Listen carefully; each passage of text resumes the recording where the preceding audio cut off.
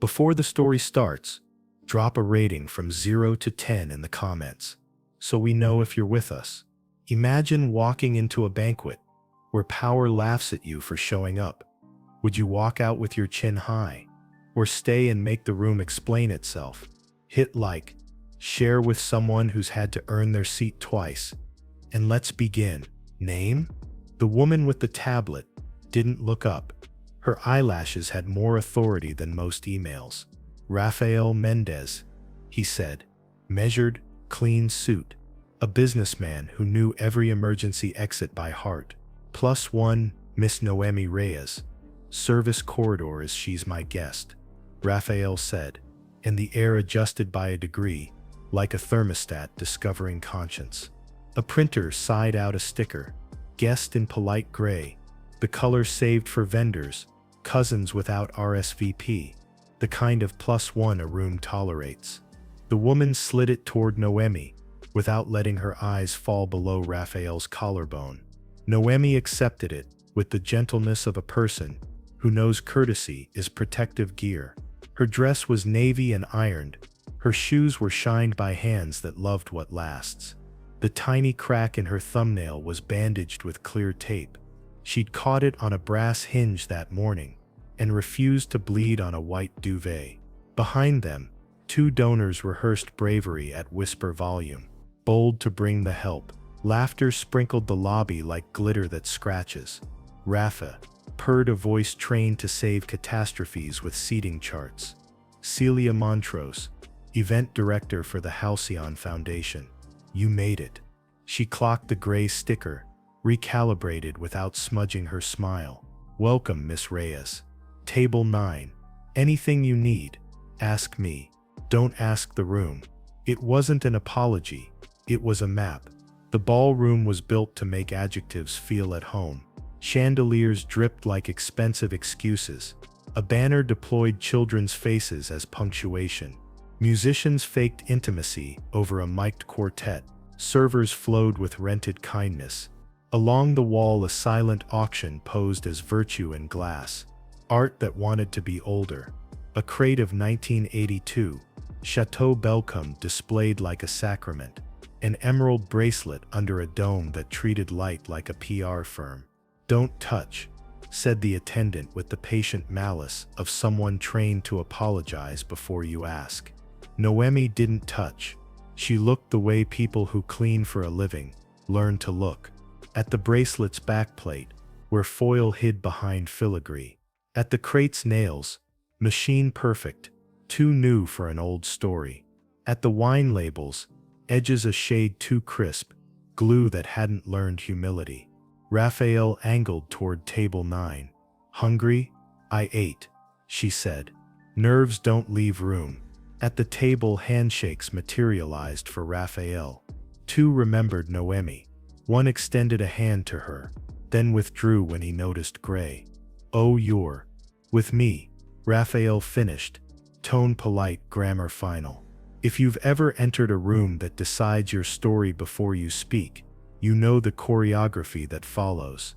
A maitre d' corrected Noemi's posture with a glance. A woman in sequins praised her bravery, the way you praise a child for using the big slide. A hedge fund whisper laughed into a napkin. Someone asked which agency placed her and whether they had anyone who knows marble.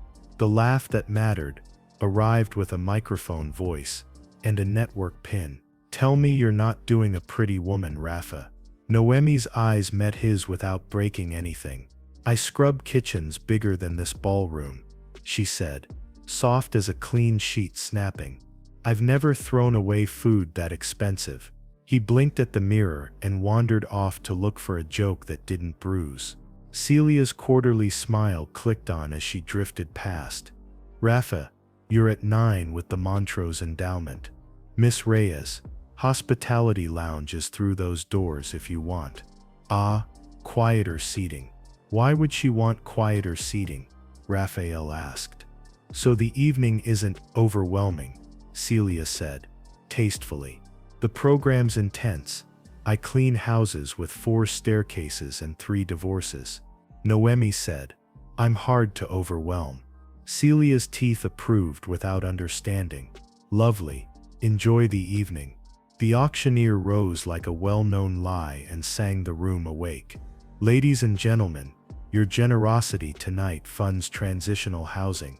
Let's have a look at what angels bid on. Paddles vibrated. Phones readied. Staff braced. The first lot went clean. The second went cleaner. The third, the emerald bracelet, arrived in a halo of adjectives. A Montrose family heirloom on loan. Authenticated. A century of elegance. People leaned in the way you lean toward a rumor you want to be true. Noemi leaned too, and saw the wrong thing. A hairline seam, impatience in the solder, a whisper of green on the edge of the lot card, where someone's unsteady cloth had kissed too hard. She looked at Raphael. His jaw did a small private thing that meant I see you seeing it, and handed her a linen napkin, as if they were simply being civilized. Her fingers didn't tremble, not for lights, not for music, not for opinions. Trembling is for hands that haven't scrubbed a bloodstain out of tile at 2 a.m. because a child's nose ran like a faucet. Do you want me to? He started. Not yet, she said. Lots marched. Laughter kept a beat. Entrees arrived in warm silence. The first humiliation didn't come with volume. It came with a sticker. A volunteer the age of a suggestion approached the table with a tray of fresh badges. We printed you a new one, she chirped to Noemi, and offered a deeper shade of gray labeled Hospitality. Noemi looked at the square like it had asked for a favor. Does hospitality come with a door I can close from the inside? She asked. The girl's practiced smile flickered. It's cozy. I'm working on doors, Noemi said, and kept the wrong sticker on purpose. Later, when Raphael stepped away to greet an old partner, who remembered him from the era before his hair admitted its first white, the table tried to become a room. So Miss Reyes, said a man whose cufflinks had opinions, what do you think of our little gathering? I think you rent kindness by the hour, she said, cheerful as a clean sink. It's nice to see it get used. Another gentleman, gold tie, voice like a warranty, tilted his head. How long have you worked for Mr. Mendez? I don't work for him, Noemi said. I work at his building. He pays the agency. I clean things adults forget are alive. A woman with perfect posture and a knack for announcing she believed in girls' education asked what Noemi did for herself. Pay rent, Noemi said. Write lists. Fix small things until bigger things notice. You're funny, the posture said, and meant you're inconvenient. At the silent auction, the crate of 1982 Belcom claimed old wood with new ink. Noemi brushed the rough edge with her thumbnail, felt a burr that didn't match the story, smelled a ghost of fresh varnish hiding under the perfume of nostalgia. She listened, really listened to the chandelier nearest the wine. It clicked out of rhythm. A metal fatigue only rooms confess to those who scrub their bones. Her eyes found the maintenance door half tucked behind a velvet drape, and the gap where a guard should have been. A floor manager's radio crackled in an earpiece nearby. We good on the Belcom crate. The donor wants it near the stage for optics. Optics, Noemi muttered, a word she trusted less than bleach. Celia reappeared, flanked by a woman in emerald satin who wore the room like skin. Noemi, this is Veronica Vale, co-chair and friend of the foundation. Friend was a verb here. Veronica smiled at Raphael, then at Noemi, like she'd discovered a new species, and was deciding whether to pet it. Raphael, darling, I didn't know you'd be bringing authenticity.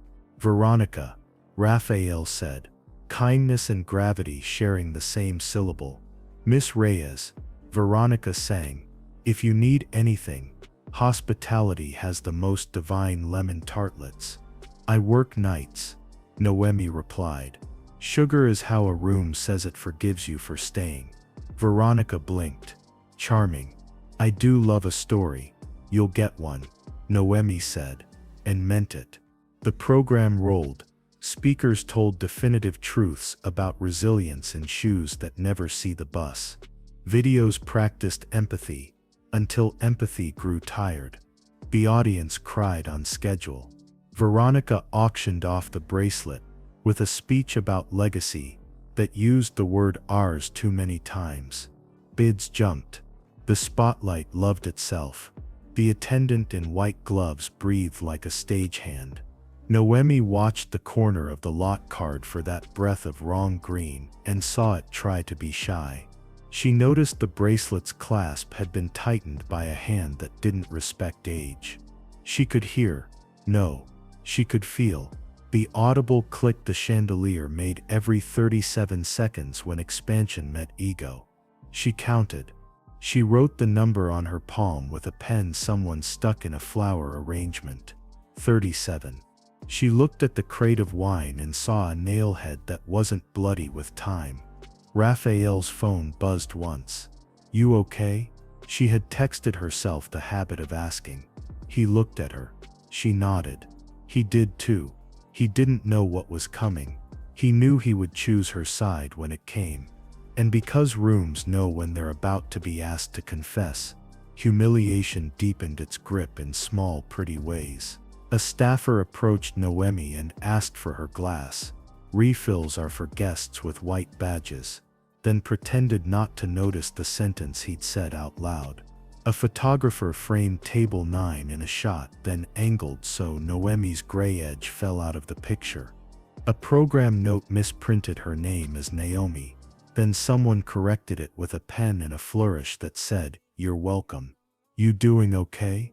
Raphael asked, back at her side with 2 waters and the stubbornness men learn when they have slept badly for the right reason. "I'm ready for the part where the room learns to read," Noemi said. "Do you trust me?" "Without adjectives," he said. One song, one speech, one ribbon of applause later. The moment stretched itself across the room like a tight drum. A server passed too close to the emerald dome. The music paused between movements. A camera's battery lapsed.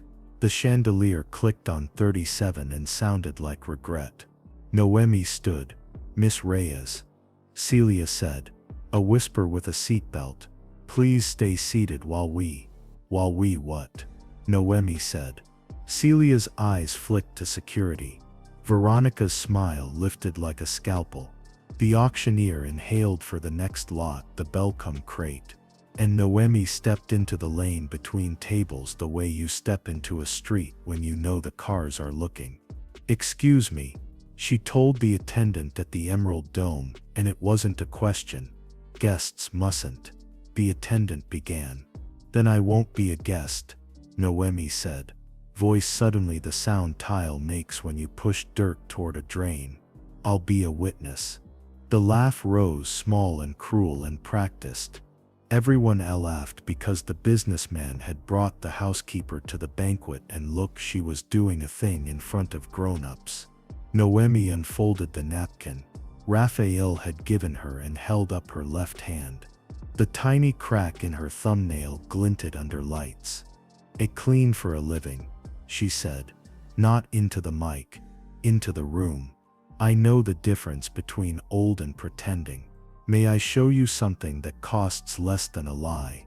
"Security," Veronica murmured, and 2 black suits took a step to the music of policy. "Let her," Raphael said, and there was a silence inside the silence that told you who paid for the room and how. Celia nodded, minutely, but she nodded. The attendant lifted the dome like a confession. Noemi touched nothing. She tipped the corner of the lot card and the breath of wrong green smiled on the linen where the edge had flirted with the bracelet's impatient back. She held it next to the light. Anyone who had ever tried to hide a stain could see it blush. "Dye can be conservation," a voice said. Near the front. Celia's professional, the kind that knows how to lay track in front of a moving train. "It can be honest care." "It can," Noemi agreed. "If you say so on the card," If you don't, it's a costume. A murmuring began, the kind that makes donors reconsider how they pronounce generosity. The auctioneer tried to buoy the night. We'll pause this item and we'll audit it, Raphael added, mild as a clean invoice. On camera, for the foundation's sake. Hospitality, Veronica said, almost kindly. Miss Reyes, you've made your point. Let us proceed. I haven't made it yet, Noemi said, and turned to the wine. The crate's corners had the glossy confidence of new finish disguised as dust. The nails were too uniform, by a degree that lives in wrists, not in math. She tapped one with a fingernail. The sound lacked the familiar tiredness old wood learns. The labels were crisp, edges too eager. Do you have a thermometer? She asked the nearest server. A what? He blinked. Kitchen, Noemi said. Now. The chandelier clicked on 37. Noemi looked up. One trim ring had shifted a whisper left. The kind of thing a person who changes bulbs might notice and a person who buys bulbs would not. She counted to 37 again. Raphael leaned in. You're seeing 3 things at once. I've been outnumbered by messes my whole life, she said. It trains you. The runner returned with a kitchen thermometer that had saved more chickens than honor. Noemi slid it between 2 slats. The crate's heart was warm. Imperceptibly, offensively warm for wine that had supposedly napped in a cool cellar until tonight. She lifted the napkin, dabbed the back of a label edge. Glue winked on her cloth, fresh and vain. Madam, Veronica said, still smiling. Smiles cannot be sued. What exactly are you alleging? That a room this expensive should be honest before it is photogenic, Noemi said, and that your crate tells a story with bad acting. A camera found her face. A second found Veronica's. The laugh didn't know where to land now. The auctioneer, desperate to redirect, raised his hand toward the band. The band saw Celia's eyes and did not play. The server, who had been trained to ignore everything that wasn't a plate, looked at Noemi like a person being told their name properly for the first time in a day. Miss Reyes, Celia whispered, this isn't how we have done it. Noemi finished. I know, that's why I'm here. Security took another step, uncertain whether truth counts as a threat. Raphael moved so quietly you could hear it, placing himself on the line that divides men who are useful from men who want credit. If she's escorted, I'm escorted, he told the guard, and my pledge goes home with me. The guard looked at Celia. Celia looked at Veronica. Veronica's smile sank to its ankles and stayed there. Fine, she said. Let the show play. Then hospitality. It's not a show, Noemi said. It's housekeeping. The thermometer blinked its guilty number. The napkin held its fresh glue. The lot card carried its wrong green. The chandelier clicked its tired 37. And that right there is where a room like this usually swallows a truth with a word like discretion. That's where a woman with a gray sticker realizes she can't win against lighting design and alumni lists. That's where the laugh decides it was right all along. Except the chandelier clicked again, and this time what Noemi had noticed in passing picked its moment. The shifted ring above the wine crate, unloved, unlevel, gave a soft metallic sigh that had nothing to do with jewels or Bordeaux, and everything to do with physics. A single set screw, guilty and almost free, blinked tiny in the wash of light. Noemi didn't scream. She didn't point. She moved. 2 steps. Palm up. Voice steady. Stop right there, she said to the server pushing a cart under the kissing radius. He did, because some voices hold rooms like hands do. What now? Veronica asked, as if the universe had chosen a tasteless time to be real. Now we decide if optics or gravity gets to win. Noemi said. Someone get maintenance. Miss Reyes, Celia said, halfway between prayer and policy. How do you know? I clean a townhouse with a chandelier the size of your ego. Noemi told Veronica without looking at her. I know the sound a tired screw makes. The laugh tried to come back, small and social. It died quick when a maintenance tech, Johnny, badge slightly crooked, courage untelevised, arrived with a ladder and a tool belt that smelled like competence. Which, he asked. Left of center, second ring. Noemi said. You can hear it needing you. He climbed. The room held its breath like a child who doesn't trust water yet. Johnny tightened what the last event had loosened. Metal decided to behave again. Applause tried to be born. Noemi shook her head minutely. And it died. Because clapping for avoided physics is greedy. Johnny descended with a face that had been taught to apologize for existing.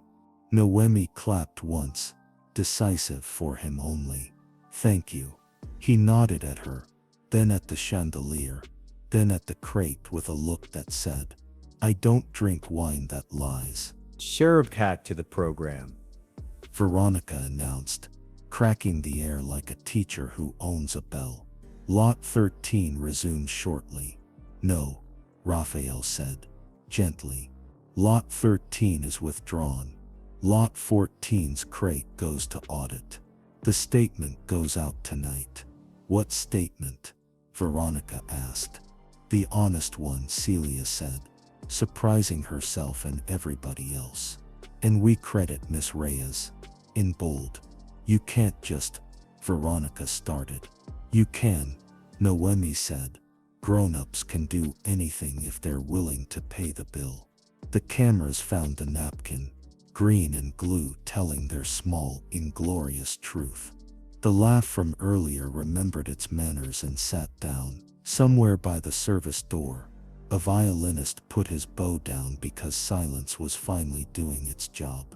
Hospitality, Veronica tried one last time, sugar crystallizing into knife. Miss Reyes, hospitality is a closet with chairs, Noemi said. I prefer rooms with exits. Celia's headset crackled. Legal wants to know if we listened to the woman who kept our ceiling up and our name clean, Celia said, and took the mic from the auctioneer the way surgeons take instruments. Ladies and gentlemen, she announced, we are withdrawing 2 lots pending verification. We're also updating our process. Every item will carry what it's hiding, or it stays home. If you came to be flattered, the bar is open. If you came to be useful, stay. The room made a new sound, not applause, not shock, a human exhale that rooms only earn when they stop pretending they are churches and admit they are kitchens. Veronica turned to Raphael, smile refitted. You know this will cost us donors. It will cost us liars, he said. We'll survive. She leaned, whisper low enough to stain. You always were sentimental. He looked at Noemi. About the right things, he said. And because conspiracies prefer whisper campaigns to sunlight, the soft knives came out immediately. An usher appeared with a complimentary cafe card for Noemi. A board aide asked for a quick signature on a photograph release that had the word perpetuity tucked into a corner like mildew. A security captain, embarrassed and obedient, inquired whether Noemi would mind stepping into hospitality while we calmed the floor. Noemi smiled like a person holding a baby and a hot pan at once. No cafe card, she said. No photos unless my name prints bigger than perpetuity. No closets. If you need to escort someone, escort the wrong green. Celia, hearing the edge, stepped between the knives and the woman who had just saved her job and her sleep. She stays, she said, headset blinking like approval. And we're going to need Miss Reyes at the audit table. Raphael watched the room decide who it wanted to be, and chose it out loud. I'm rewriting my pledge, he told the chair. It pays for ledgers, UV lamps, extra technician shifts, and the courage tax that comes due when you stop lying. Is courage tax deductible? Murmured a donor with a soul. He only remembered on even-numbered years. We'll ask legal, Celia said, after they removed perpetuities from anything meant for humans. The band did not play. The chandelier behaved. The emerald waited, embarrassed. The Belcom crate sat where lies sit when they're not invited to dinner. And now, because you know how nights like this work, the room tried one more trick that makes strangers into suspects and dignity into a prop. My mother's bracelet, gasped a woman near table 4. Eyes whipped to gray. Old reflexes are fast. Veronica almost smiled. Noemi didn't flinch. Stage, she said, and walked there like a person carrying a list and a past. She set her tote down. She opened it, palms up. Wallet, compact, sewing kit, sanitizer, a folded family photo, a lint roller, a short screwdriver, a tiny notebook looped with elastic, a roll of blue painter's tape, the napkin with its green and glue. No bracelet, check the bar mat, she told the nearest server. Cloth is obedient. They lifted. The bracelet clung underneath like a lesson. The room laughed. Cleanly, finally at itself. Security nodded at Noemi like a man who had just learned to enjoy his job for the first time that week. Celia handed the mic back to the auctioneer with new terms taped inside her head. Veronica tried to be the last word and failed. Raphael leaned in. Quiet. You done? Halfway, Noemi said. We've only moved the trash can. We haven't taken it out. He smiled, tired and taller inside. Then we'll take it out. The audit team wheeled a cart into a side room that smelled like varnish and panic. Lights got cruel in a useful way. A jeweler with a loop and unshakable wrists arrived from the kitchen, because every event has someone who can fix a clasp in a storm. A maintenance log appeared. A thermometer sat in a dish of ice to reset its conscience. Celia stood, headset off, as if microphones were for people who haven't turned quiet yet. Legal hovered with a form that was evolving in real time from theft to consent. Security held the door as if this was what doors were made for. Noemi washed her hands, dried them on linen that wouldn't be reused, and stood with her thumbnail bandage catching light. She wasn't smiling. She wasn't angry. She was busy. Where do you want me? She asked the jeweler. Where you can see, the jeweler said. Noemi nodded, stepped into the sightline between what a room wants to believe and what it owes, and got ready to show a banquet how to read itself aloud. The audit room smelled like wood polish, camera batteries, and people deciding who they were going to be when this was over. The jeweler placed the emerald on a clean pad as if laying down a small truth that had gotten tired of performing. Back first, she murmured. If the story is honest, it will hold from the side you think nobody will check. Noemi stood where light and angle worked like teammates. 3 feet left of the table, 2 feet behind the jeweler's shoulder, far enough to see movement without casting a shadow, close enough to hear metal breathe. Foil's impatient, she said, softly, to the room rather than to anyone. Someone didn't let it finish cooling. How can you tell? Asked a young staffer, whose job title was probably experience, and whose eyes still believed in nouns. I was broke, Noemi replied. I learned to fix bracelets for girls who couldn't afford to throw them away and needed to look expensive for a bad reason. They always brought me impatience. It sounds like this. She tapped the table gently. The backplate whispered back, a faint tick like a lie clearing its throat. The jeweler nodded, loop to eye. There, and there, solder bleed. She looked up at Celia. If you want to call it conservation, you print it on the card. If you don't, it's misrepresentation. Change the card, Celia said. And the policy. After we pay people who can spell it. Noemi added. It's a long word. Legal stepped in, cufflinks chewing light. We'll need a statement for the file. He unfolded a form that had survived 3 mergers. We appreciate your concern, Miss Reyes, but given your lack of credentials, please refrain from. Finish that sentence, Raphael said, evenly, and make sure you like yourself afterward. Legal blinked.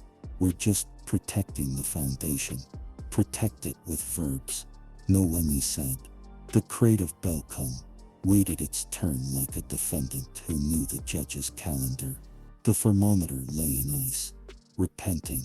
The maintenance tech, Johnny, had sat on a rolling stool with his hands on his knees like a man who has done a day's work and is prepared to do too.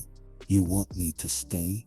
He asked, not meeting anyone's eyes because sometimes eye contact feels like asking for a raise.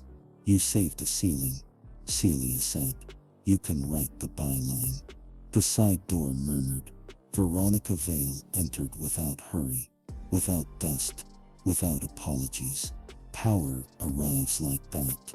She took in the room. Pad, loop, napkin, ice, Johnny, Noemi, like a general studying weather. What is this? She asked, sweetness hardening into structure. A short course in honesty, Celia said. A liability, legal countered. A story, Veronica decided, eyes swinging to the camera operator, who had found a wall socket and a conscience. Turn that off. It was already on when Miss Reyes kept the chandelier from auditioning for a lawsuit. The operator said, not moving. I'm keeping it on so the next manager doesn't forget the next Johnny. Veronica smiled the way chess pieces smile when they believe they can move in any direction. Miss Reyes, she began, saccharine edged with razors. We are grateful for your attention to detail. You've earned a rest. Hospitality. No closets tonight. Noemi said. We're doing the sink, not hiding the plate. Then a token of appreciation.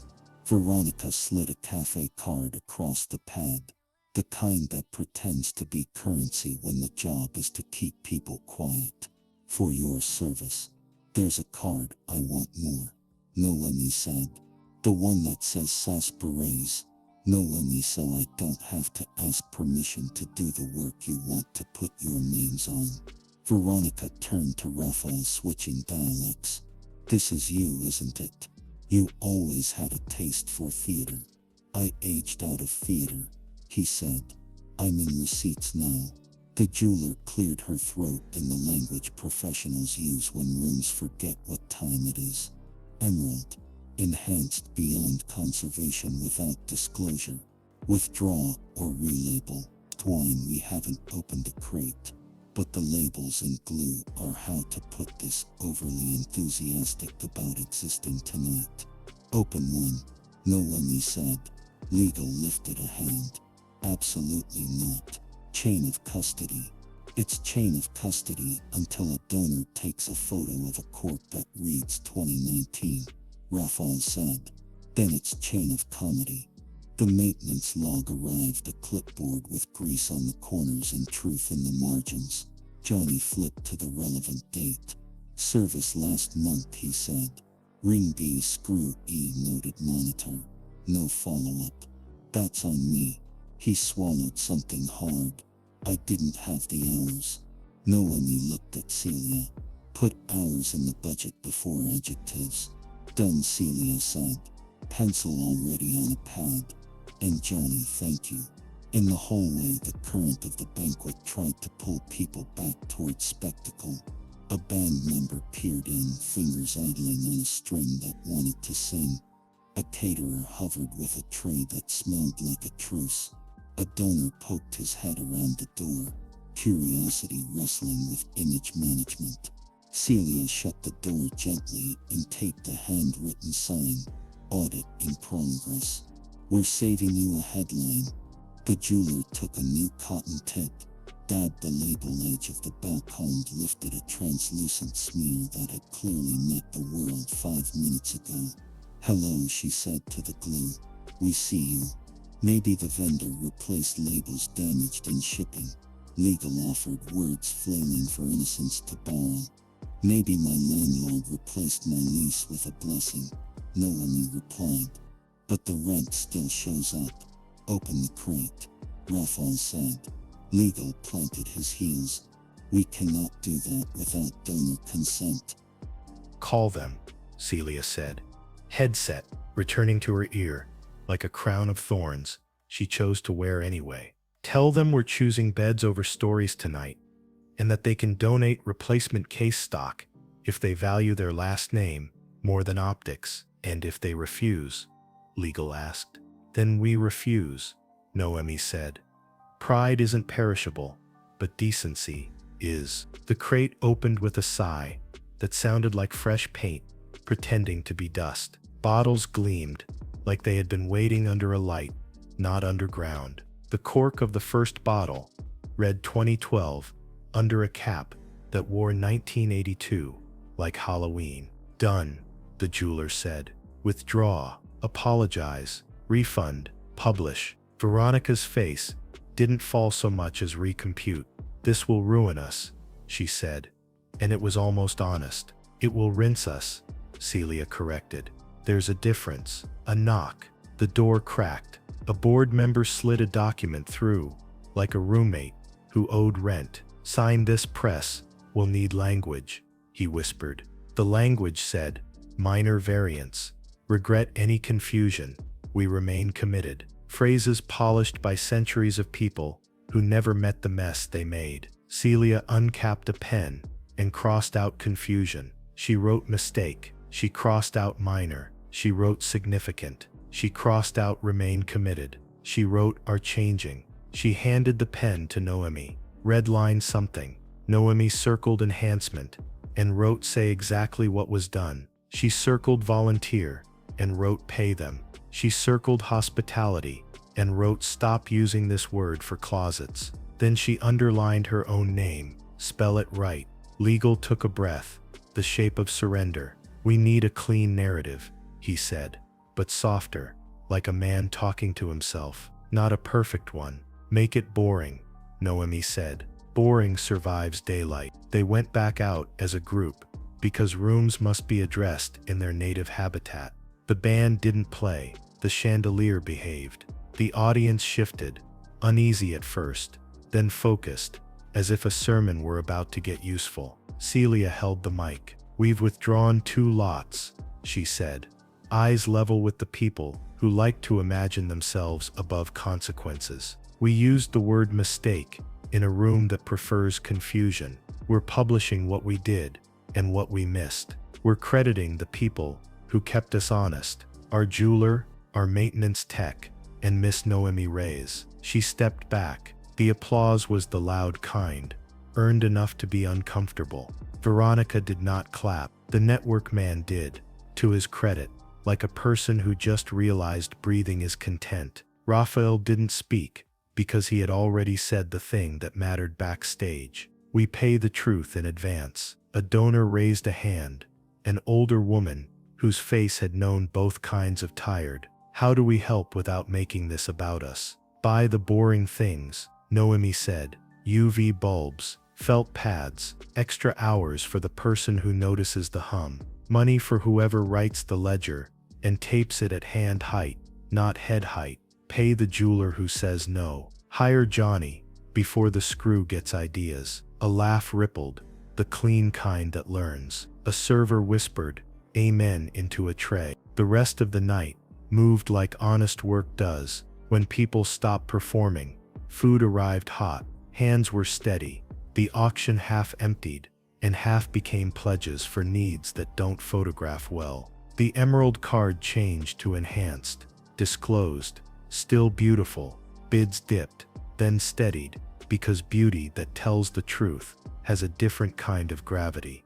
The Belcombe lot vanished into a polite apology and a refund cue. The violinist closed the evening with 2 notes and a silence the room respected. At midnight, when chairs become puzzles and centerpieces become logistics, Veronica cornered Noemi by a rolling rack of tablecloths. Breathing starch. "You humiliated me," she said, voice stripped of candy. "I interrupted you," Noemi said. "Humiliation is what happens when a lie runs out of hallway." "You think you won," Veronica said. Noemi shook her head. "I think the ceiling didn't fall on a server who needs to be able to work tomorrow," she said. "And I think a family will sleep in a bed we can pay for because we didn't have to pay for your cleanup." Veronica's eyes flicked to the gray sticker still on Noemi's dress. "You're still gray," she said, "like gravity. Remember that." "I kept it on," Noemi said, "to remember who still needs the door opened from the inside." The next morning, the emails arrived. Donors who had been waiting for a reason to trust again wrote, "Thank you for saying mistake." A few wrote, "Never again," and removed themselves from a list that had been costing more than it brought in. Vendors forwarded uncomfortable invoices. A glass company sent a note with a photo. A chandelier inspection line, highlighted 6 times, ignored 5, funded none. A junior at the auction house sent a PDF, Verd project, a refresh schedule that linked enhancements to giving moments. It had Veronica's initials on it, and the smell of a bad idea that had worn a tuxedo. Raphael forwarded the PDF to Celia with 3 words, "We publish this." Celia replied with 1. "Tonight, legal called a meeting. We need to bell the truth and hire a bodyguard for it," Noemi said. "Same as last night." Raphael tapped the table with a finger that modeled patience. "We are not going to martyr ourselves theatrically. We are going to change the forms, refund the wrongs, name the helpers, and write a standard. Then we are going to be boring for a very long time." Celia slid a draft across. "Room standard, draft 0. It ran without adjectives. UV check before display, ledger on door. You touched this last and why. Consent forms and seasons, not forever. Publish enhancements in the lot description. Maintenance budget line, chandelier hours. Apology template with verbs. Credit line for staff contributors in public communications." At the bottom, a signature block waited for names. Celia left her line blank. "Not mine," she said. "Hers." Noemi looked at the block, the way you look at a door you've always been made to knock on. "My name doesn't make it true," she said. "It makes it harder to erase," Celia replied. The first backlash came from where you'd predict. A letterhead, heavy enough to bruise, accusing the foundation of eroding donor confidence and allowing uncredentialed individuals to interfere with valued relationships. It CC'd every paper with a society page. And the senator, who loves committees, because committees are where courage naps. Raphael brought the letter to the maintenance shop, where Johnny was explaining to a new hire why screws go on vacation. "You want to read this?" Raphael asked him. Johnny glanced, shrugged. "You want the ceiling or the show?" he said. Raphael smiled, folded the letter, and used it to prop the door during a delivery. At home, Noemi boiled rice and listened to the radio. Tell a version of last night that left out the bit where a maintenance tech saved a lawsuit. She turned it off and wrote a list on the fridge with a dull pencil, because sharp ones go missing in apartments with homework. Rent, soap, fluorescent bulbs, black ink. She added blue tape and underlined it. She added "call mama" and underlined it twice. Her mother answered on the second ring. Voice a song Noemi had learned long before English. Mija, mama. Did the room behave? It remembered its manners for an hour. Then you did your job. A pause. Softer. And my grandchildren. I don't have children, Mama. I meant the people you keep clean, her mother said, and they both laughed in the tone women use when they've earned the right to be precise with their tenderness. After the call, the quiet rummaged for reasons to break. Someone slid a card under her door, a cafe card, again, wrapped in thank yous, that didn't learn from the last lesson. She took it back downstairs, found the security guard, who had escorted a roomer out the night before, and put it in his hand. For your kid, she said, after homework, at 5 a.m., because clean is a religion with its own sunrise. Noemi was in a penthouse sink, coaxing a stain to confess. The client, a woman with kind eyebrows and expensive fear, watched from a stool. I saw you on my feed, she said, careful as a person whose money has done harm and help in equal measure. You were brave. I was specific, Noemi said. Brave gets you applause, specific gets you receipts. Do you want to be on staff at the foundation? The woman asked. I could email someone. I want the people already there to be paid in black ink, Noemi said. And I want to be where I'm useful. Today that's your sink. By noon, the foundation's statement went live. Job titles, not silhouettes. Verbs, not fog. Names spelled correctly. Mistake where most press departments reach for misunderstanding, like it's a medic. The emails split like firewood. Some burned clean, some spit. A few smoked with indignation that their money had not bought a permanent exception. The Verd Project, PDF, found a reporter with a spine. He called Celia. On the record, he asked. On the wall, she said, and sent him the standard draft too, because a fence is better when it is also a manual. And then, because a story can't resist testing itself, Veronica struck back where rooms believe they are untouchable. Narrative. She sent a note to select donors with a subject line that might as well have been typed in winks. Keeping our mission on track. It told a tale of well-meaning overreach, uncredentialed interference, and a misunderstood conservation practice. It painted Noemi as an outsider to our values, and Raphael as a friend too eager to make a point. It suggested a pledge freeze until governance improves. The note leaked in an hour, because optics love to gossip. The comments burned in two directions. Half wanted to crown Veronica the patron saint of keep the party going. The other half knew a closet when they saw one, and began moving chairs. Raphael met Veronica face to face in the small conference room with the too loud clock, because rooms with loud clocks remind you that truth has appointments. You should return the estate lots quietly, he said. You should publish the enhancements list. You should thank Noemi for saving you from a ceiling, and from yourself. You think this is about a bracelet and a case of wine, Veronica said. This is about who tells the story. It was, Raphael agreed. Now it's about who signs the check for the beds. They'll side with me, she said, meaning the people who like the mirror more than the sink. Some will, he said. Enough won't. She folded her arms the way buildings fold. You're sentimental. He laughed once, kindly. I am. It's what kept me from becoming you. The board met. People who love speeches prepared some. People who love lists prepared 3. Noemi went because Celia said please, and because the standard had her name at the bottom, and she refused to let it be a decoration. We don't need another committee, one member said. We need caution. Caution is good, Noemi agreed. But make the caution about what matters. Your fear shouldn't be that donors will leave. Your fear should be that staff who tell you the truth will. Staff. Another sniffed. Miss Reyes is on contract until you quit calling her volunteer, Celia said. And after today, she's on payroll. We'll move numbers, not adjectives. Legal tried a last ditch and brought out a form that had trapped more than one mouth. Non-disparagement and media conduct. He slid it across to Noemi with a face that begged her to be small. She read it, smiled, uncapped a pen, and wrote a sentence in the margin.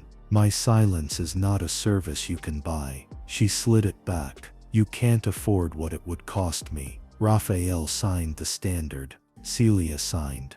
The jeweler signed. Johnny signed. The board chair lifted the pen like it might bite and signed too. A few abstained. Their names went in a ledger, the kind the public will read later when they want to see who learned and who practiced forgetting. And still, because pride is a river with many tributaries, the next gala on the calendar arrived with a surprise heritage lot on the program, smuggled by a donor who suspected that standards are easier to kill on stage than in draft. Celia saw the program change an hour before doors. Her hands went cold. Her voice did not. We don't have provenance, she told her team. We have a flashlight, said the jeweler. We have a cart, said Gloria, who had started showing up to events with a tool belt and the dignity of someone who knows where the valves are. We have a ladder, said Johnny. We have a person who can hold a room steady for the length of a screw, said Raphael, looking at Noemi like an apology he wasn't going to have to make this time. Noemi palmed the screwdriver in her tote, as if it were a prayer bead. We have 37 seconds until the chandelier clicks, she said out of habit, then smiled. It doesn't anymore. Johnny fixed it. Doors opened. The room blinked, then posed. The surprise heritage lot rolled out in a light that had learned manners. A hush snaked around it. Veronica, still on the committee roster like a stain that takes more than one cycle, hovered at a microphone. Not tonight, Celia said, walking on stage before the drama could clear its throat. We don't accept surprises in a room where people sleep under roofs we paid for. If it's real, it'll still be real tomorrow. Bring your paperwork, not your adjectives. A few donors stood to leave in performative huffs. The rest sat heavier, as if gravity were reminding them of the weight of their names. The band did not play. The chandelier did not click. The room learned to like the taste of being bored on purpose. Later, after the plates, after the pledges, after the 5-minute apology class that was somehow the hit of the night, Noemi stood in the back, with Danny. Yes, Danny. He'd insisted on attending with his science board rolled under his arm, because data belongs in rooms with money. He looked up at her with the kind of preteen skepticism that respects no job title. Was that the thes? He asked. Like in the title. When everyone laughed, she thought about the napkin with green and glue, about the thermometer wincing, about Johnny on a ladder and a screw deciding to behave, about Celia crossing out confusion and writing mistake, about Veronica learning that smiles can't sue gravity. She thought about a room that learned to put its ledger on the door. No, she said. That was the part where we made the room explain itself. The thes is the part where we keep it from forgetting. He nodded like he wasn't supposed to be proud but was anyway. Can I tape the ledger lower? He asked. Please, she said. Write your name big. He did. Blue tape neat. Letters careful. Danny rise. I touched this last to make it fair. And because antagonists don't retire, they regroup.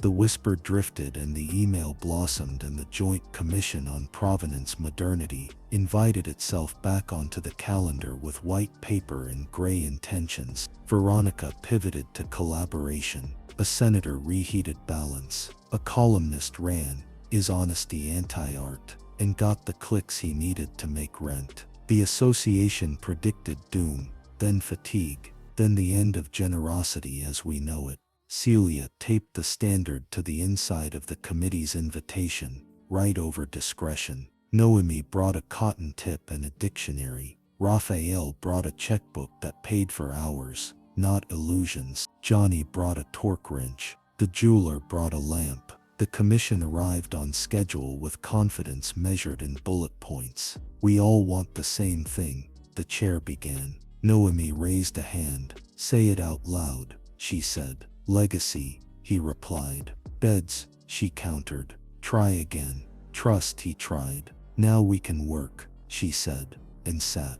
They argued structure. They polished glossary. They fought politely about the difference between enhanced and altered. and less politely about whether reasonable can live in a sentence without a number. They drafted a clause that said publish enhancements on cards and online. Do not bury them behind QR codes and hope. They put ledger on the door into a city permit and made it boring enough to outlive elections. They made a checklist that doormen could love and donors couldn't lawyer out of without blushing. They agreed to add chandelier hours to budgets like oil changes to cars. They made apologies with verbs a line item and not a performance. When they were done, the Thes finally got to be specific, not a cotton tip and a spotlight, but a door where a hand could land and find a pen waiting, and a line that read WHO touched this last, and why. And because you asked for 3 full blocks and a half,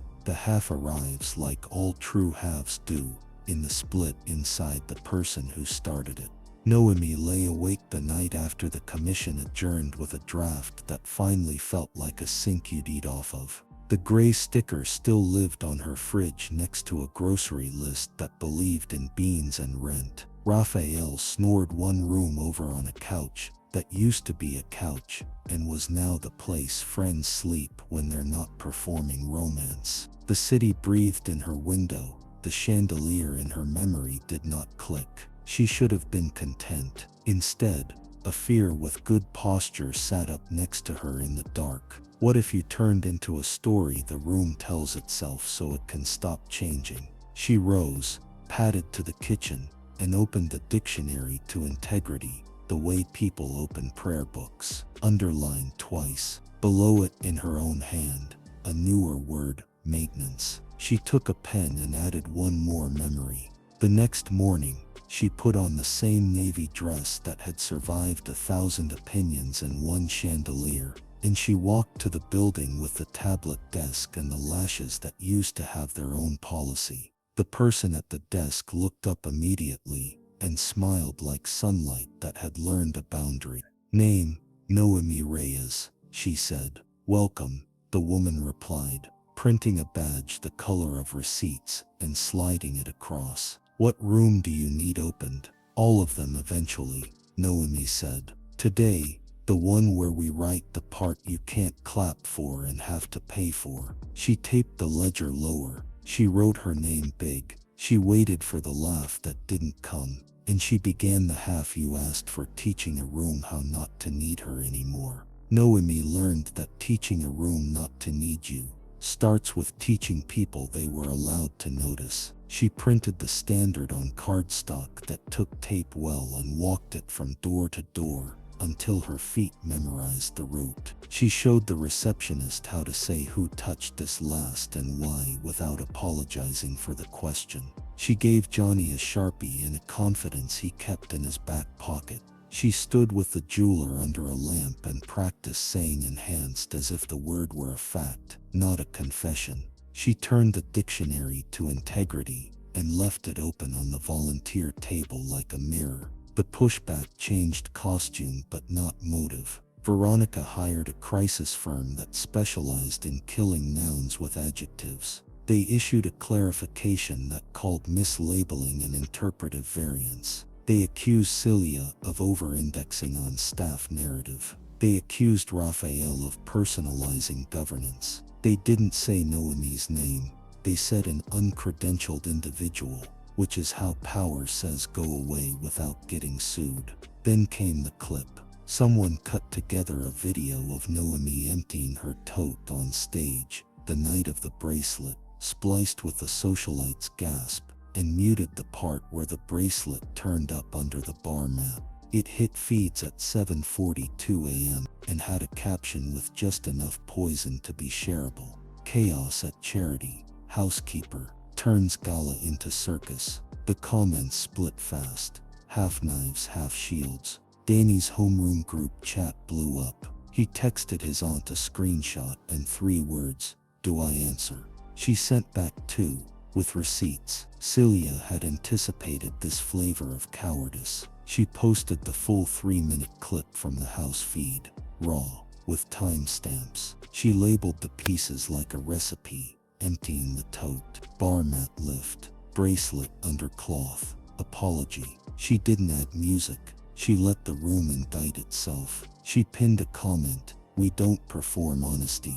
We document it." It didn't trend like outrage, but it traveled like instructions, which was the point. The next tremor came with letterhead. A donor's lawyer suggested that paying Noemi as a standard steward while Raphael sat on the board was self-dealing. It was a suggestion designed to sound like a verdict. Raphael sent back the procurement file, 3 bids, a scope document, a rate table that made it clear they weren't buying a celebrity, a conflict statement, a signature from a board member who had opposed Raphael last spring and still signed because the math insisted. He seated the Attorney General's office not to flex because sunlight saves time. "Will they stop?" Celia asked, forehead against the cool of her office window. Noemi said, "But they'll tire." "Do you?" Celia asked. "Only at night," Noemi said, "but soup fixes that." The city code, having become law, had to survive its First Amendment attempt. An association-friendly council member proposed replacing ledger on the door with digital compliance dashboard available upon request, which is how policy says please don't look too closely. The hearing felt like a test of whether boredom could beat theater. Noemi brought the cart. The jeweler brought the lamp. Johnny brought a dead battery. Mid-testimony, someone accidentally tripped a breaker in the chamber. The screens went black. Noemi didn't miss her cue. She tapped the paper ledger with her pen in the sudden quiet. "This one still works," she said. And the room laughed because sometimes the universe likes an argument so much it rigs the coincidence. The amendment died in committee under the weight of its own euphemism. Veronica pivoted tactical. She filed a complaint against the jeweler with the professional board, alleging unethical public commentary on client property. The board sent a form letter. The jeweler sent back 20 years of contracts in a sentence. "My duty is to the truth. Your code agrees." She seated 3 peers who had quit quietly after being told their expertise was bad for fundraising. They all wrote affidavits. The complaint went to archive. The jeweler bought Noemi a coffee and called it a long overdue tax refund from a universe that had charged her interest. The museum called with a crisis that smelled like a learning opportunity. A junior curator, pressured to relabel a family loan after discovering a modern clasp on a chain advertised as medieval, asked for help. "If I tell the truth, I'll be fired," she said. "If I don't, I'll be complicit." Noemi didn't give a speech. She asked, "Who writes your paycheck?" The curator hesitated. "The museum, not the family," Noemi clarified. "So your duty is to the wall." The curator took a breath and did the right thing. She wasn't fired. The family sulked. The museum survived. Children came with UV lights and left with a story about how old things can be honest and precious at the same time. At a shelter funded by the banquet's new pledge, the ripple got personal. The facility called Celia at 2 a.m. Carbon monoxide alarm. Fainting smell, nobody trained, panic on both sides of the desk. Celia called Noemi, who called Johnny, who called a friend at the utility, who called a supervisor who had a brother in night ops. They rolled a portable detector, a wrench, a list. They cracked windows against the building's stubborn casements. They propped doors with chairs that finally felt heroic. They traced the hiss to a faulty appliance stuffed by a well-meaning donation into a room that wasn't permitted for cooking. They shut it off. They wrote the ledger. They didn't make it a press release. The next morning, the shelter posted a photo of a row of cots with a caption that didn't beg slipped. That one got more likes than any chandelier had earned in a year. The hurt got creative. A private investigator turned up in Johnny's orbit with a job offer from a luxury property firm that had recently decided to care about safety in a way that paid too well to be real. "We need a head of facilities with your instincts," the man said, voice soaked in deli meat sincerity. "You'd start by writing an affidavit that this chandelier nonsense was exaggerated." Johnny, who had never been courted and hated the sensation, chewed his lip and looked at the torque wrench on his bench. He called Noemi. She didn't tell him what to do. She asked a question she trusts. Would you still like yourself afterward? He didn't take the job. He kept the card. He gave it to the AG's office during a deposition like a person who knows receipts when he sees them. Raphael's board flirted with a mutiny that didn't have the courage to say its name. A faction wrote a memo called Refocusing on Mission, which proposed cutting the standard team as a distraction from core deliverables. It was the kind of proposal that gets traction because it looks like sanity from far away. Raphael put numbers on it: refunds avoided, legal spend down, donor churn stabilizing, staff turnover improved, cost of lamps versus cost of reputational triage. He attached 3 letters from beneficiaries whose core deliverables looked like beds and medicine in a night without fear. He didn't win by a landslide, but he didn't lose. And sometimes governance is about keeping the right door unlocked long enough for it to become the normal door. At school, Danny took a hit he hadn't trained for. A kid with a phone waved the edited clip and made a noise that wasn't a word but did a lot of damage. Your aunt is drama, he sneered. Danny went red, then cold. He brought his science board back to school and asked the teacher for 5 minutes. He showed the sugar chart from the iced tea. He showed the full clip from the gala. He taped the ledger to the whiteboard and wrote WHO touched this last and Y in block letters that didn't shake. He asked the class to sign after they wiped their desks. Enough did that the phone kid couldn't pretend nobody cared. It didn't solve middle school. It solved an hour. Sometimes that's the fight. Veronica found a new battlefield: philanthropy journalism. She bought a column that pretended to be opinion and ran it under a friend's byline. It asked if insistence on procedural purity was antithetical to the spirit of giving. It asked whether the cotton test was class warfare. It used the word resentment 4 times. Raphael asked Renata to respond. She refused to dignify the framing. Instead, the foundation published a boring PDF titled After 1 Year of the Standard. What changed and what didn't? It included tables. It included pictures of ledgers on doors. It included a list of things they had to apologize for and how they apologized. It included the line, "We were wrong about X, we did Y. Here's the receipt for Z." It wasn't charitable. It was useful. A grant maker with a reputation for liking proof sent money without a breakfast. The commission, reborn as a working group anybody could audit, ran into the first hard disagreement about how much truth belongs on a donor plaque. The association wanted a QR code that says provenance details available online. Noemi wanted a line that read NHS Heat/Oil 1998 next to the donor's name. Visitors don't need that much detail, the association chair said. Visitors need respect, Noemi replied. The compromise ended up honest and kind, a symbol next to the name that told a story at a glance, and a line of text anyone could read without a phone. Kids got good at the symbol fast. So did grandparents. The working group started measuring how often people asked questions about labels, and then, quiet miracle, how often docents had better conversations. The next gala on the calendar belonged to a partner organization, run by an old friend of Veronica's, which meant the surprise would arrive like a handshake, not a headline. Celia caught wind of a legacy cameo in the program, an unscheduled donation announcement for a rare piece with impeccable family history. She saw the words family and impeccable in the same sentence, and felt her face do the thing it does before she swears. She moved 3 meetings. She called Noemi. She called the jeweler. She called Johnny. She called the partner's ops lead and asked a question that saved the night.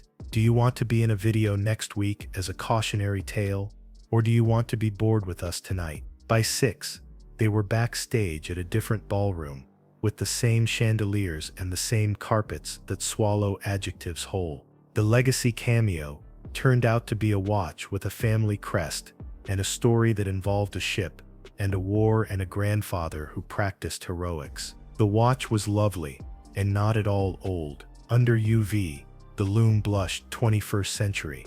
The engraving had been cut by a laser that didn't exist when the story claims it did. The donor, who had been lied to by someone who smelled his hunger for family myth, looked like a man witnessing an inheritance evaporate. Noemi put a hand on the edge of the table and said, "I'm sorry," like a professional who knows when grief is the correct response. The donor nodded once, hard, then twice, soft, and put the watch back in his pocket. "Thank you," he said, "for not making me pretend." Veronica escalated from rumor to lawsuit. She filed for injunctive relief to force the foundation to remove her name from all communications implying wrongdoing and to block publication of the Verd Project email. The judge assigned to the case had once been a public defender who could smell theater. She denied the injunction and scheduled a hearing. "Bring your receipts," she wrote, merrily, in language that will never appear in a law textbook,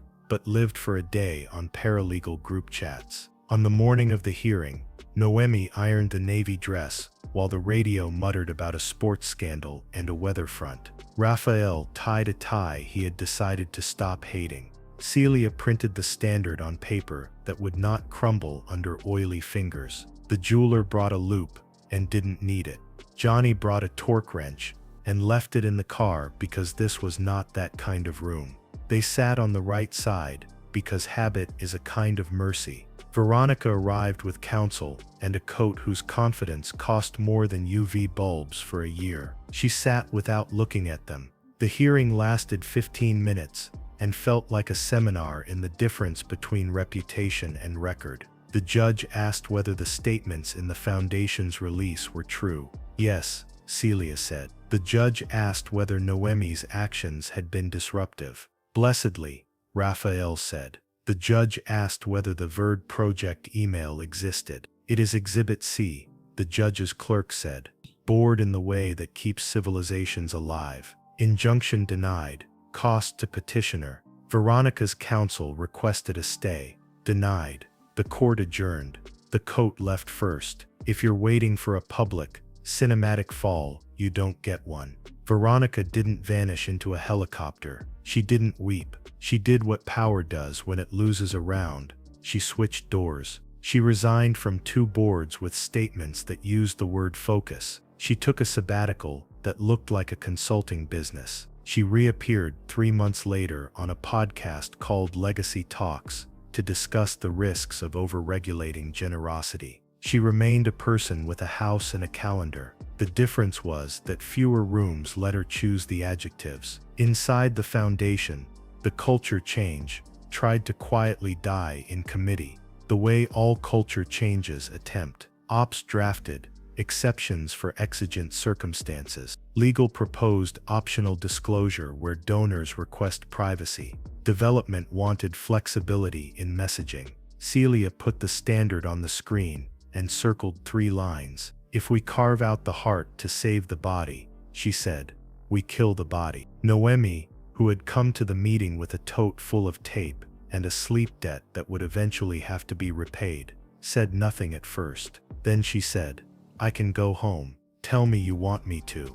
Nobody did. The exceptions died the way bad ideas should, in draft, on a Tuesday before lunch, without applause. Renata hosted a donor circle without canapes. No microphones, no storytelling, just paper. She showed how her portfolio had shifted, fewer naming opportunities, more line items like night shift pay, and lamp replacements, and chandelier hours. She said, "This doesn't photograph." Then she wrote 3 numbers on a whiteboard: legal spend, staff retention, refund rate. The donors made noises that sounded like learning. Someone asked whether honesty depresses giving. She replied, "It depresses liars. It stabilizes adults." The room laughed in gratitude. A check cleared quietly that afternoon. Celia and Noemi decided to do something small and radical, a training for board members only. No staff, no cameras. They called it Apology Lab. They put chairs in a circle, and a ledger on the door. They gave each board member a card that read, "Write an apology for a time you used confusion to hide mistake. Bring a verb and a plan." There were groans. There was eye-rolling. Then there were sentences. One board member cried quietly when he realized he had never apologized to anyone with less money than him without making it about his grace. Another said, "I'm sorry," like English might let him keep the roof of his mouth. Noemi told them to try again until they sounded like they believed themselves. When they got close, she nodded. "Now go write it down," she said. The room forgets, paper doesn't. The last twist before the finale snuck in disguised as compliance. A venue manager, eager to show alignment, moved all the ledgers to high eye level for visibility. Noemi walked in and saw a wall of forms out of reach of the people who touched the things. She didn't scold. She asked a server to sign. The server couldn't reach. Noemi pulled the tape off until it snapped like a gum line and retaped each ledger lower, door by door, hinge by hinge, until hands could land where pens waited.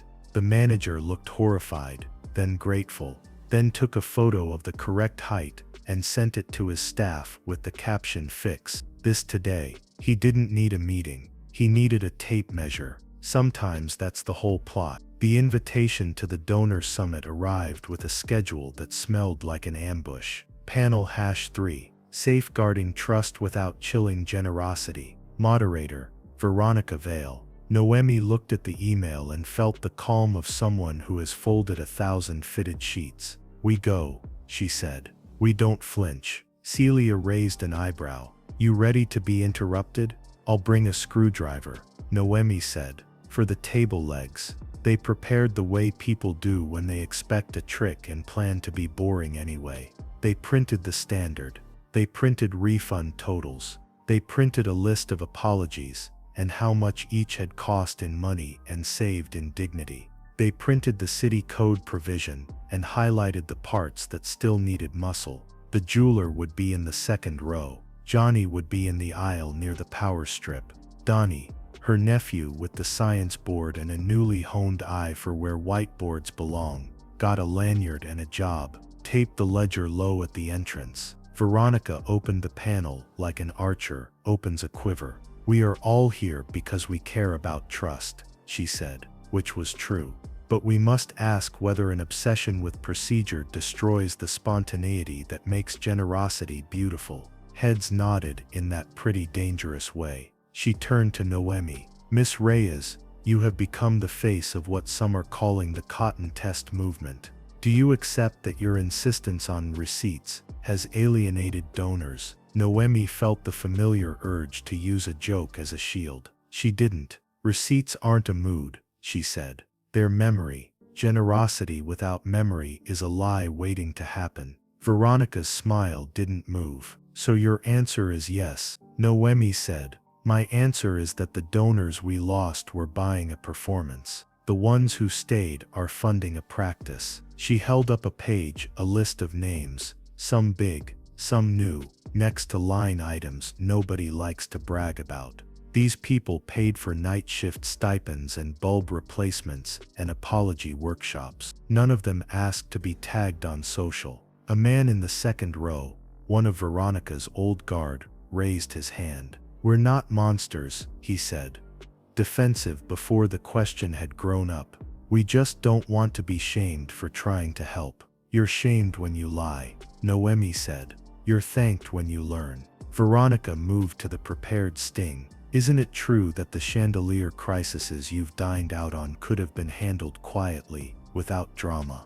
Johnny stood. He didn't like standing up in rooms like this. He did it anyway. "I wrote monitor on a line, and nobody funded the hours," he said. Voice ordinary in a way that made it powerful. "That screw would have fallen. Maybe not that night, but it would have." Miss Reyes asked the room to listen. "It did. That's not drama. That's work." Veronica pivoted to the jeweler. "And you, by speaking publicly, have you not violated client trust?" "My client is the truth," the jeweler said. "It pays late and with interest, but it pays." The moderator tried the last arrow. Miss Reyes, a final question. Do you believe you belong in these rooms? Noemi met her eyes and let the silence work for once. If there's a floor, she said, I belong. The room made that human exhale again, the one that means a story landed where it was aimed. Veronica didn't sit down. She had one more folder, of course she did. She pulled out printed emails with subject lines, calculated for maximum suggestion, Reyes, coordination, cotton, TEP supply, press holding statement. She fanned them like a magician who wants you to believe in cards. Leaked correspondences suggest Miss Reyes orchestrates these discoveries to generate attention, she said, voice smooth as stone. How many of your moments were manufactured? Noemi didn't look at Celia. She didn't look at Raphael. She looked at Danny by the door, who had just taped a ledger low enough for an impatient billionaire to sign without bending too far. She looked at Johnny, who could fix gravity with a wrench in a spare hour. She looked at the jeweler, whose hands had held other people's heirlooms the way some people hold babies. Then she looked back at the room and said, none. She took the folder, thumbed through it like laundry. Coordination, she read. That's where we set up a table and a light, because truth needs furniture. Cotton, TEP supply. We buy them in bulk now, because lies blush more often than we hoped. Press holding statement. That's what you write when you don't want to improvise a sorry. She lifted her eyes. You want a conspiracy. Here it is. We decided to be boring on purpose in rooms that worship spectacle. There was a beat, the kind you feel in your throat. Then a hand at the back, someone you wouldn't cast for this role, a quiet donor who'd been along for the ride without posting about it, went up. I'll fund boring, she said. It helps me sleep. It was then, precisely then, that the fire alarm chirped in a frequency that makes even the jaded look up. Not a full blare, a warning, the kind that tells you a sensor is tired or a toaster is ambitious. Veronica smiled with half her mouth, as if to say, see, your obsession creates chaos. Noemi held up a hand. Hold, she told the room, and looked to Johnny. He listened, not to the alarm, to the air. He shook his head. False positive, he said. Duck draft. He walked to the wall unit, opened the panel with a quarter, and reset a sensor that had lost an argument with the HVAC. The chirp stopped. The room settled. Noemi smiled a tired smile that had been practicing since she was 19. Boring, she said, into the mic. It's the point. The moderator glanced at the clock and declared the panel complete. People stood in the way people do when they've made decisions without formally noticing. A line formed not for selfies but for the ledger at the door. Pens scratched. Veronica closed her folder and stepped off stage without waiting for applause. Noemi stayed. She talked to a caterer who wanted to write a ledger that would stop his staff from getting blamed for things the schedule caused. She wrote a note for a museum that needed a policy letter it could hand to donors with pedigrees and expectations. She listened to a woman who had been a donor, then a beneficiary, then a donor again, and who wanted to know whether it was okay to ask for a receipt for the apology she had been owed. Yes, Noemi said, yes. When the room emptied, Raphael reached for the mic and didn't take it. You good? He asked. I'm not bored yet, she said. Then we're not done, he replied. And for once it didn't sound like work threatening to be forever. It sounded like a promise keeping itself. The day after the summit, the working group's minutes went online, unedited, signed, time-stamped, and nothing caught fire. A few donors grumbled. A few boards rolled their eyes. A few columnists tried to wring drama from a PDF and failed. What did change? Immediately and irreversibly was the way other rooms watched themselves. A zoo taped a ledger to the door of the reptile house. Who touched this last and why? And a 7-year-old asked a keeper whether why could count as because I care. The keeper said yes and meant it. A small town library put a ledger on the donation box and logged emptied by with the names of people who had gone their whole working lives, never seeing their handwriting on a public wall. The bus depot wrote the week's rain plan, where hands actually land. The NICU nurse sent a voice note in the quiet between alarms. The hum stayed friendly. Tell your ladder man. The Attorney General's office moved at the speed of care, which is slower than outrage and faster than rot. When their report arrived, it read like decency in a suit findings, not fireworks. A handful of estate lots were identified as misrepresented, fines issued, a specific appraiser disbarred, a restitution fund seated for donors who bought fiction at auction prices and chose not to punish the truth for catching it. The short paragraph that became a screensaver in at least 4 offices read, "We do not confuse heritage with impunity. We do not define generosity as the power to skip line items everyone else must obey." It was not a poem. It did not need to be. Veronica Vale didn't go away. She turned. The lawsuit lost on paper became a podcast and then a salon. On Legacy Talks, she sat straight-backed and spoke in measured tones about overreach, about the cold hands of bureaucracy on the warm heart of giving. She coined a phrase, spontaneity tax, that trended for exactly a news cycle. Showrunners called. She declined. Rooms invited. Fewer than before. Enough to survive. That's what systems do. When they've been caught lying, they adjust just enough to keep lying comfortable. What they didn't count on was the part where boredom had turned out to be contagious. Celia's inbox filled with subject lines that had never been paired with gratitude before. Light bulbs funded. Apology workshop booked. Chandelier hours added. A Midwestern hospital borrowed the apology template whole and sent a stack of letters after a scheduling failure.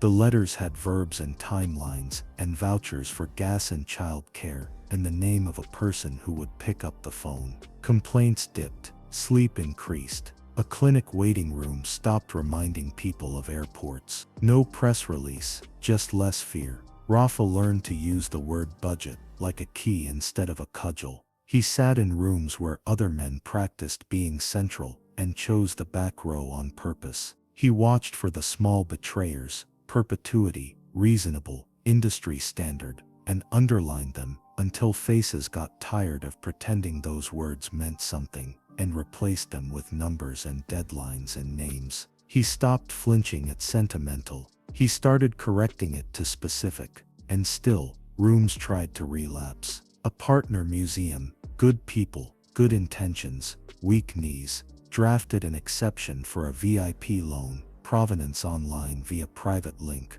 label abbreviated for spatial considerations. Noemi printed the draft, took the elevator up, and set the paper on the curator's table like a plate that had not been washed well enough. "Space," she said, eyebrow high. "Write smaller, we'll lose the loan," the curator whispered.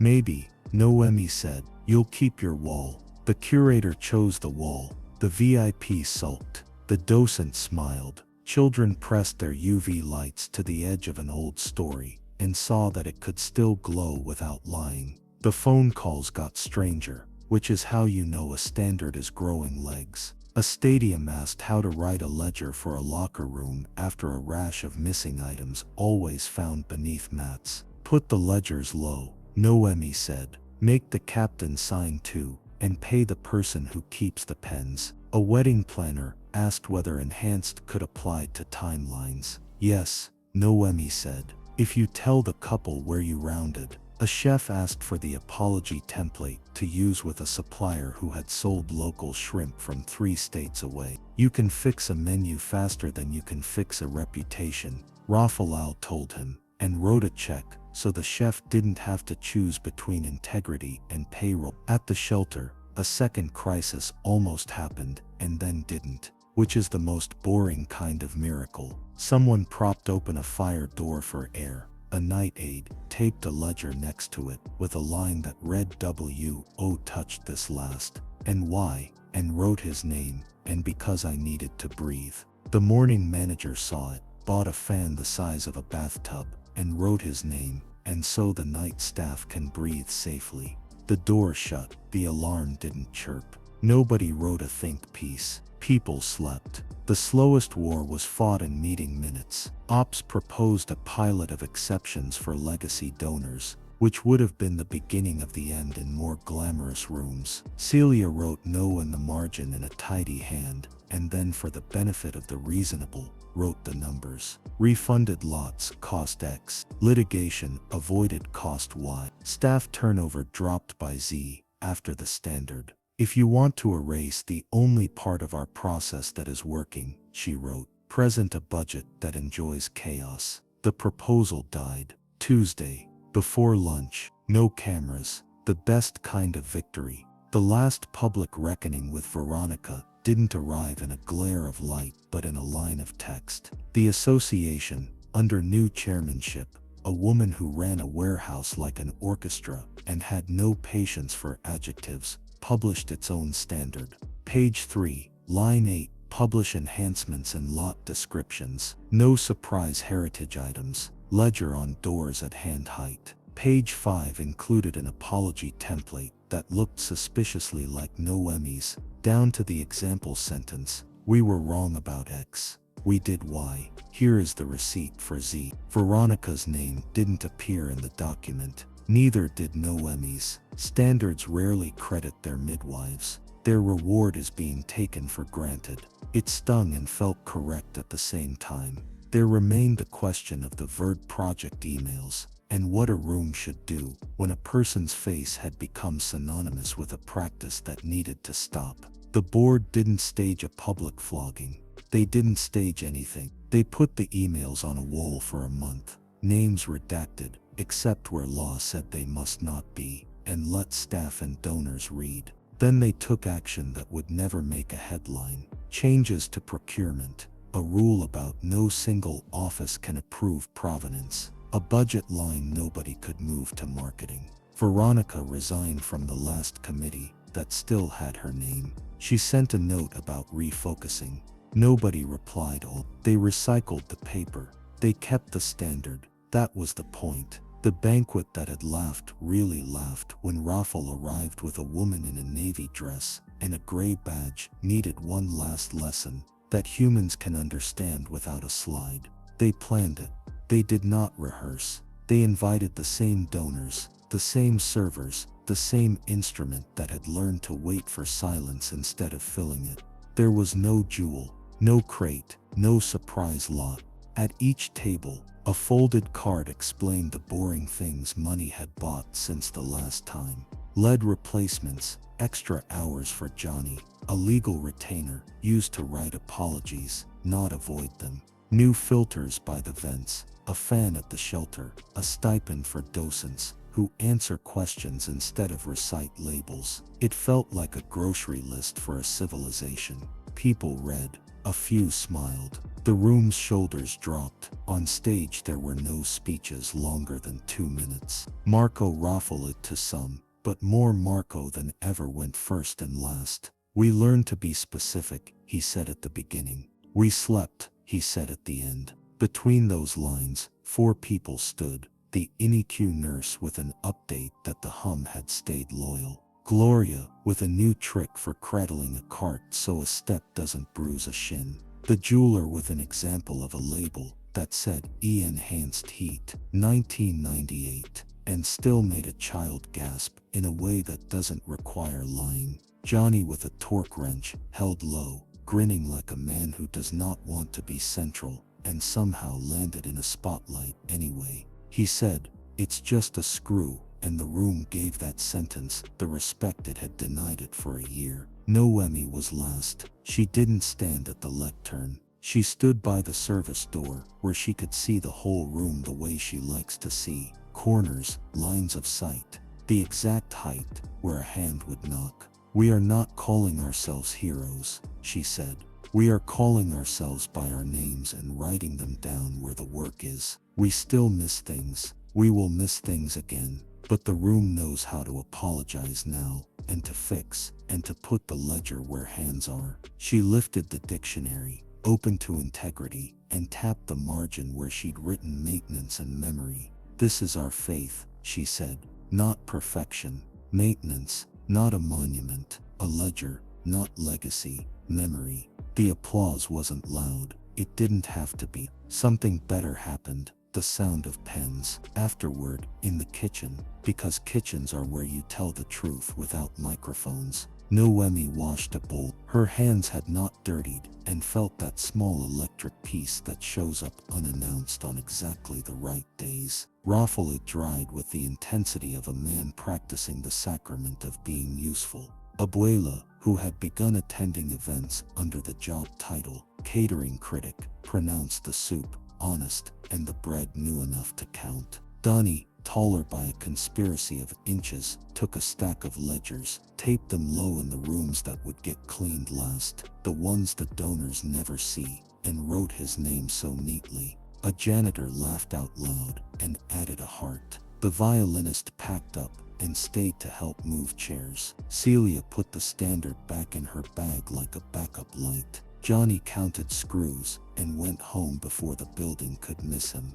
On the way out, Noemi paused at the lobby desk that had once been a checkpoint and was now most days just a desk. The woman behind it looked up immediately. "How did we do?" she asked. "Not for a survey, for a conscience." Noemi thought of the first sticker, the laugh, the napkins green, the warm crate, the false alarm, the 97 small chews this knot, that's that make up a night that holds 8, she said. "Because we left 2 points to earn tomorrow." She walked out under a chandelier that had learned to stop calling attention to itself, into a city that will never finally behave and is therefore worth loving. Raffle it sell into step without angling for romance or credit, only a question that has become their ritual. "Sleep," she said. "Soup," he offered. "Memory," she said, and he smiled because that word had started to taste like a plan instead of nostalgia. At her apartment, the gray badge still clung to the fridge near the dictionary, and a photo of a kitchen table with tape on the edge, where a boy had measured fairness. Noemi touched the badge with the same finger that had once tapped glue from a label and tightened a screw with a borrowed quarter. Then she wrote a new line on the ledger by the door. "Icho touched this last, and why, Noemi, to make sure tomorrow remembers." She turned off the light. "Before you leave, give this story a score from 0 to 10 in the comments and tell us, in one sentence, the smallest ledger you'll tape this week."